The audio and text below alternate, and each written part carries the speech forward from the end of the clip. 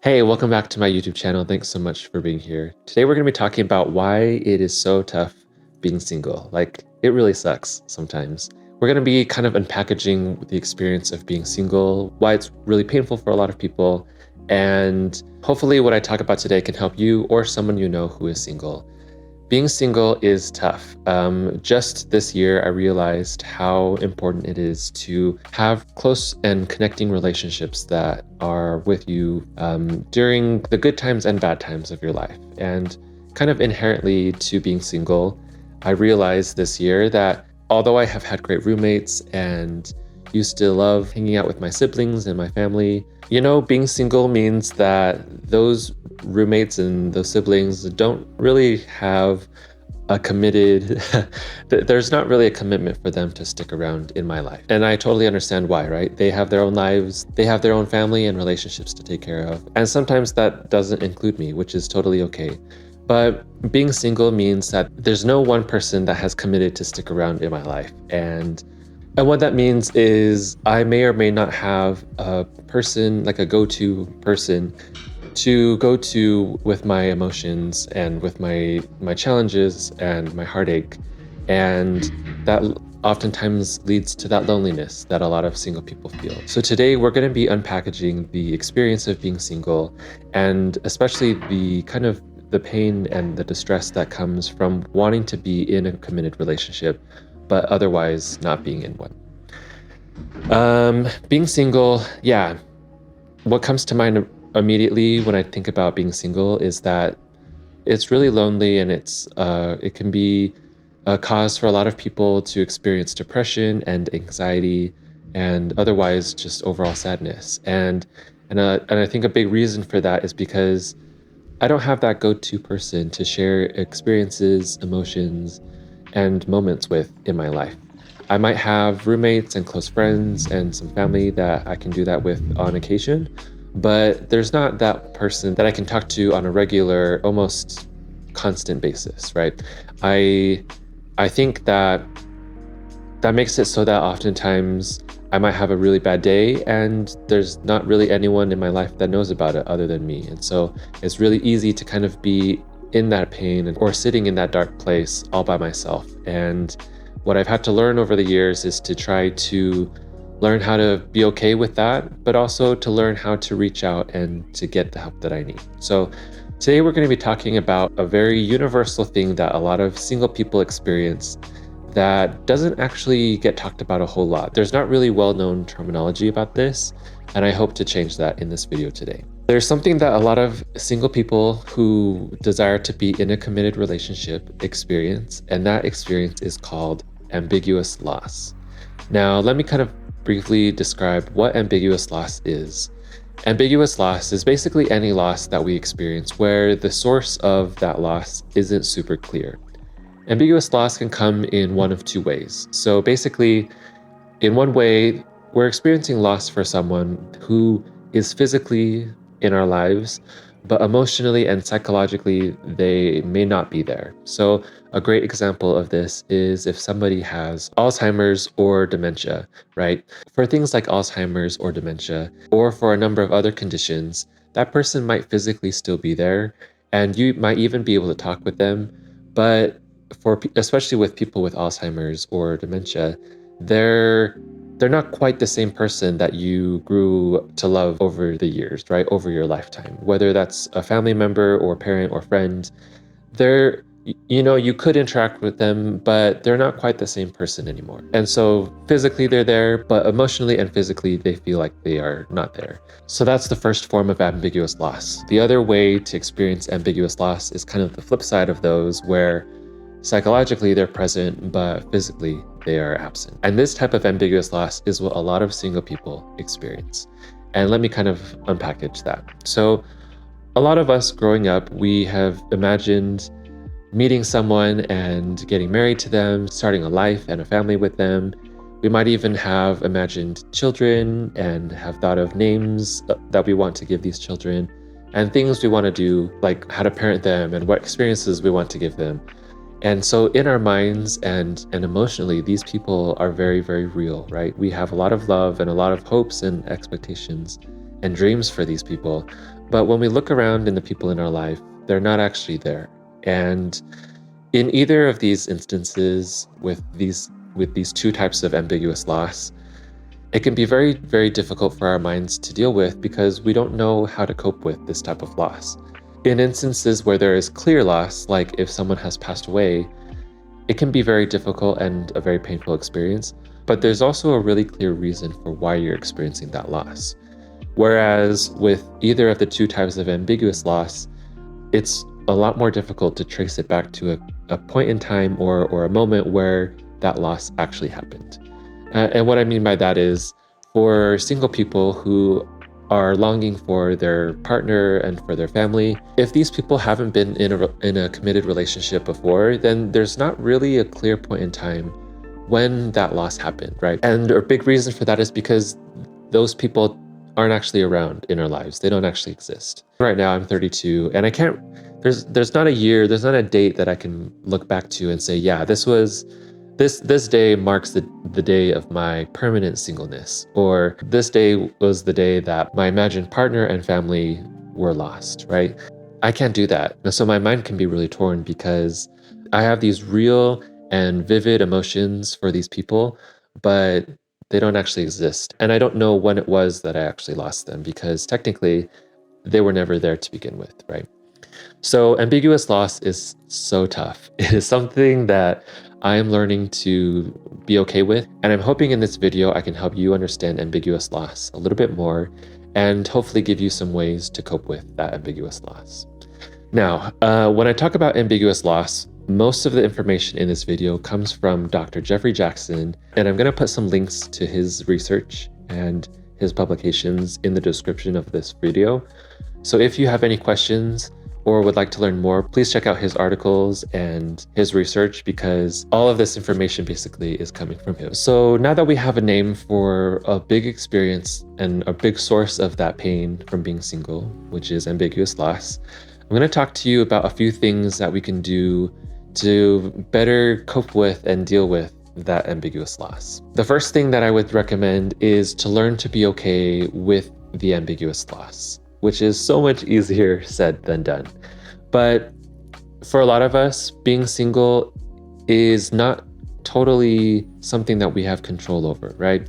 I can't just wake up one day and say, you know what, I'm going to get married today. Like, it's not all in my control. And for me specifically, someone who has chosen to remain single my whole life, that ambiguous loss is something that's always going to be around, and I have to learn to be okay with that. So the first thing I would recommend is to set the expectation that, ambiguous loss might be something that is kind of ever present in your life, but it doesn't mean that you're going to just be lonely and depressed your whole life. Just know that that ambiguity might not ever really resolve itself, and that's okay. I think acceptance is a big thing that helps me with my ambiguous loss. And it's also something that helps with a whole number of things that we go through in life that are painful and difficult. Acceptance is basically the idea that it is the way it is. Whatever the circumstances are, we learn to accept them, and we kind of acknowledge, but also kind of dismiss the idea that certain things should be a certain way. That's not to say we can't desire for certain outcomes or for certain things to happen or for certain conditions to come around, but we're okay with things the way they are right now because they are the way they are. And that's something that I've had to learn how to do in recent years, which is not always easy, but it definitely helps with ambiguous loss. The next thing I would recommend is actually bringing back DBT, or dialectical behavioral therapy. I talked about dialectical thinking in a previous video of mine, the tips that I have to better support people like me. And the idea back then was, on the one hand, please forget that I'm single, and on the other hand, please never forget that I'm single, right? Dialectical thinking is the ability to simultaneously believe two seemingly contradictory ideas. So I'm going to apply that to being single. But before I get into the examples of dialectical thinking, let me kind of break this down first. Our minds like to put things into categories, like we like to compartmentalize things. And when we talk about ambiguous loss and there not being a clear source of that loss, I think that's part of the reason for why it's so difficult for us and for why it's so painful, is because we want to put things in boxes. We want things to be really clear and cut. And inherently to the nature of ambiguous loss, it's just not that way. It doesn't fit in a box, right? So to kind of help us to be able to deal with the ambiguity is to adopt what is called a both and type of mindset. So it's kind of moving away from two extremes and bringing them together. So in the example that I shared in my previous video, it's that idea that I both want you to forget that I'm single and never forget that I'm single. And I think what that allows our minds to do is to somehow approach something that's ambiguous with something that is with a mindset that is inherently ambiguous. And I think somehow that helps a lot. The first example of dialectical thinking when it comes to addressing ambiguous loss for people who are single is the idea that there are both things that I really enjoy about being single and things that I really don't enjoy about being single. And let me kind of expound on that. As you know, or can probably imagine, some of the not so fun things about being single is what I mentioned before. There's not that go-to person for me to share my good and bad experiences with. There's not that person, that consistent person in my life that I can feel secure and safe and loved by. And in return, I don't have that person to offer that love and safety to. A lot of studies show that being single for long periods of time and experiencing the distress that comes from that can lead to depression, anxiety, and a whole bunch of other things. For members of the church, it can often feel very difficult to feel like we belong in the church or to find a place where we belong, because we might not enjoy going to YSA wards, and then going to single adult wards, we might not feel like we fit in very well. And in a family ward, a lot of people, when they're giving lessons, they talk about how to raise their children and how to resolve conflicts with their marriage and things like that. And a lot of those lessons don't really apply to me, right? Or to people who are single. And so there are a whole lot of things that are not so fun about being single. But I think it's also important to recognize that there are a lot of things that are fun about being single. For example, out of my siblings, I have 3 siblings, and they each live in different places. My brother lives in Boston, my sister lives in Dallas, and my younger brother lives in Singapore. All 3 of them are married and have children, but I'm the only sibling that has been able to go and visit each one of them on a fairly regular basis. And that's because I'm single, and fortunately I have a job that is able to provide for my needs, but it also allows me to save up money to go and spend on things like traveling. And so not only have I been able to see my siblings on a regular basis, but I've been able to travel to countries and places that I've always wanted to go to, like Japan and Australia and things like that. So another perk of being single is that I never really have to ask for what someone wants to eat for dinner or what to do on the weekends. I just kind of think of where I want to go and then I go. Or I think of what I'm in the mood to do, whether that's watching a TV show or playing video games or reading a book or taking a nap. And then I get to go and do it. I don't have to coordinate plans with anyone. I can just go and do it. There's a lot of freedom and a lot of flexibility to do things that I want to do. There's also another perk that I don't want to speak very lightly of, because it can be a very painful point for a lot of people who are married or who were married. But there is one perk, I guess, about being single, is that I'll never really have to worry about being cheated on, or never really have to worry about losing a spouse or losing a child. And I don't really have to deal with being in a committed relationship where we might have fallen out of love, or it's a relationship that I don't enjoy, right?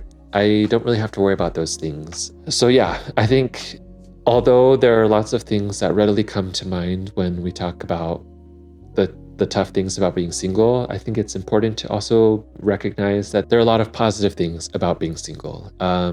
And I think it's important to be grateful for those, but to also recognize that, yeah, there are both good and bad things to being single.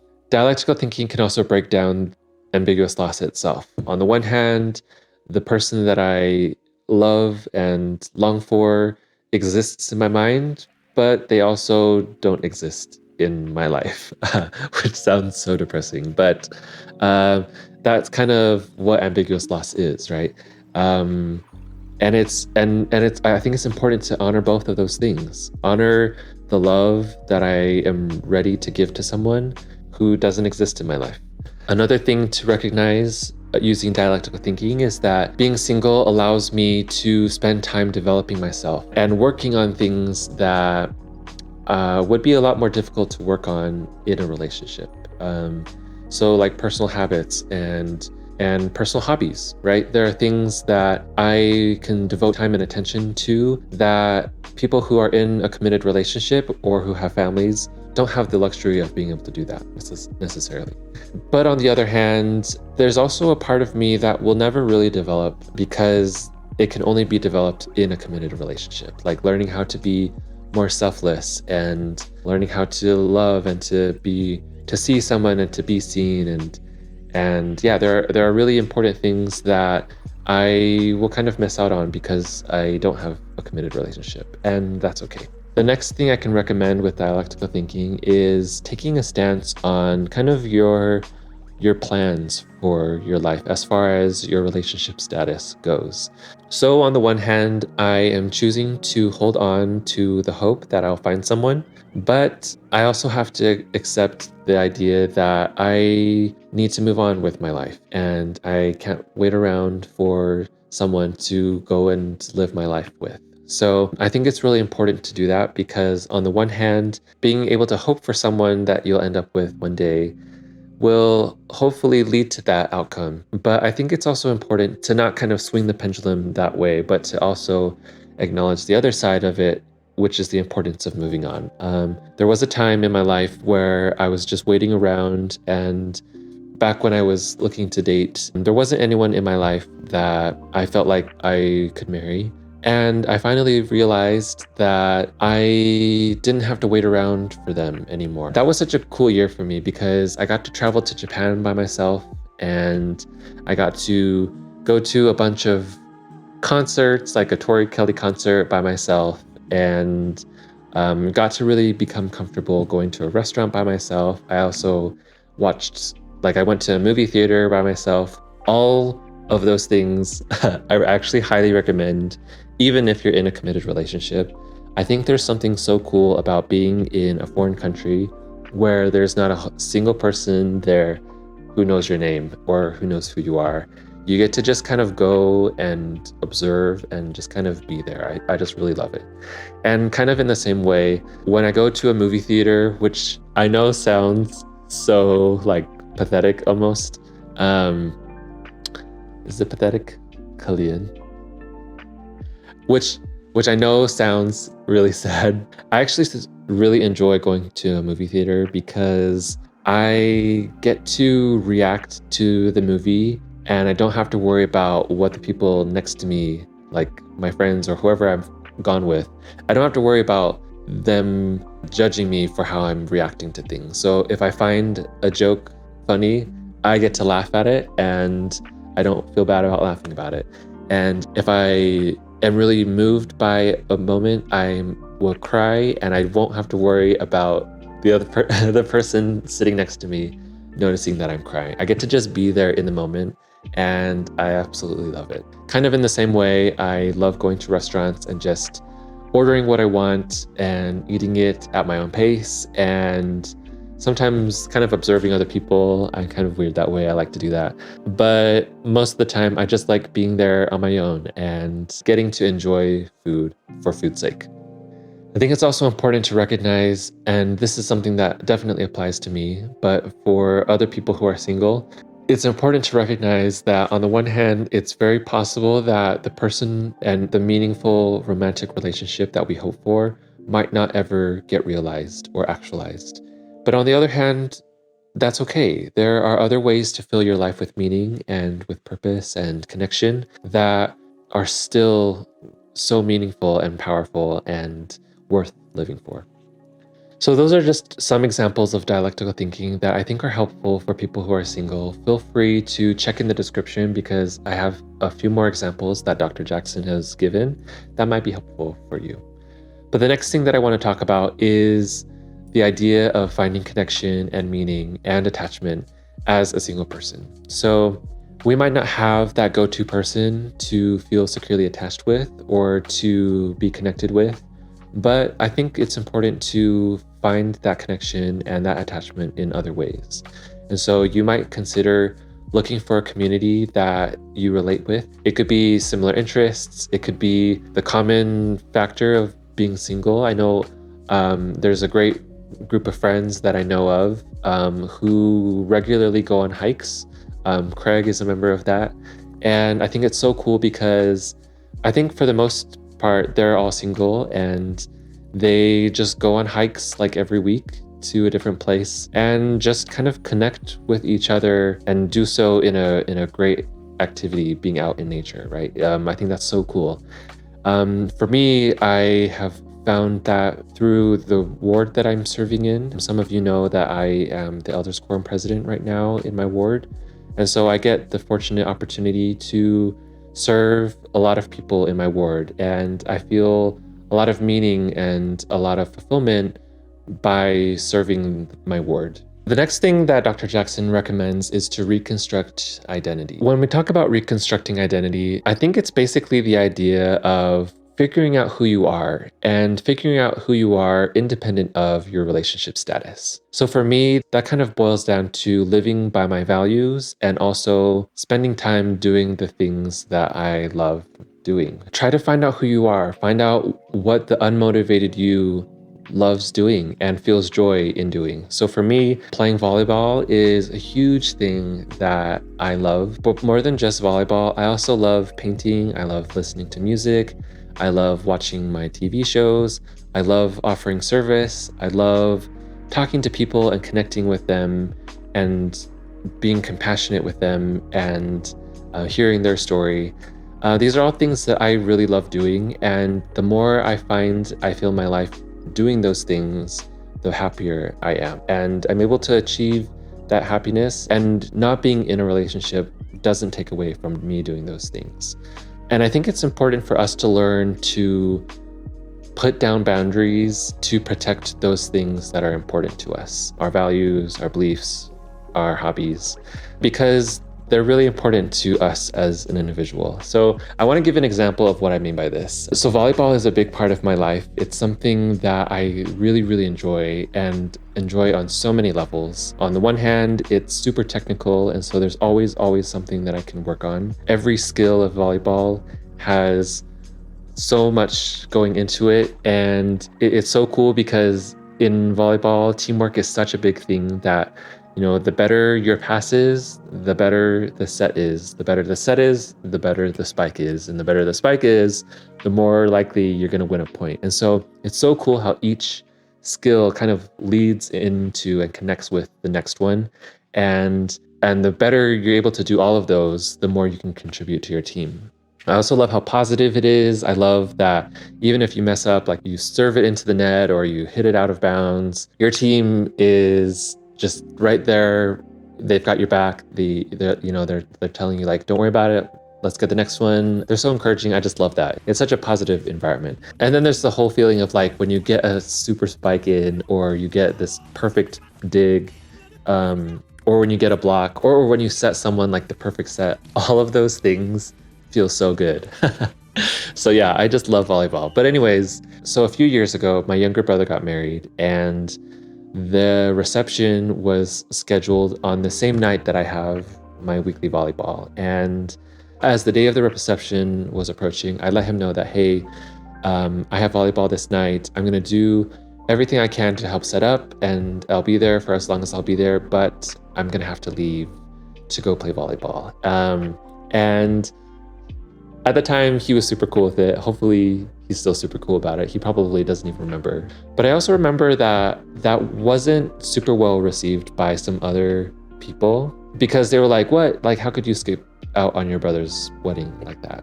That's like kind of lame. And it wasn't like I had missed the whole thing. But I think it's really important, especially for someone who is single, to not let other people step on you and the things that you value. Like obviously I super value my relationship with my brother. He's my best friend, and I was super happy for him and his wife to get married. But at the same time, once they got married, they moved away to Singapore and they started their life there. But for me, like, my life still needs to go on. And so I think it's okay to be unapologetic of kind of defending your values and your hobbies, in order to stick to like your identity, like the person that you are and how you fill your life with joy. I think that's really important. Not everyone would agree with my choices in that instance, but I would say if that's the case, then that's just because you have a different value, like you have a different set of values than I do, or you find joy in different ways. And I think my brother understood that, you know, our relationship was more than just me being there for their reception that night.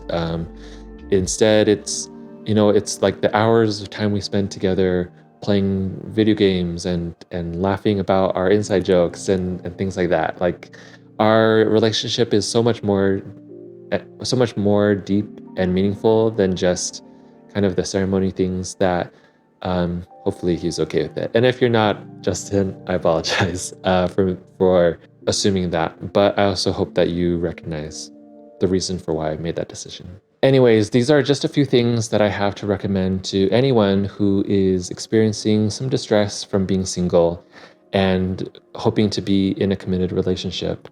It is really hard and it's difficult. And I'm going to be honest and say that I am not perfect in dealing with the loneliness, the sadness, and the days that I feel depressed about being single and for not having that consistent attachment person in my life or person that I feel connected to.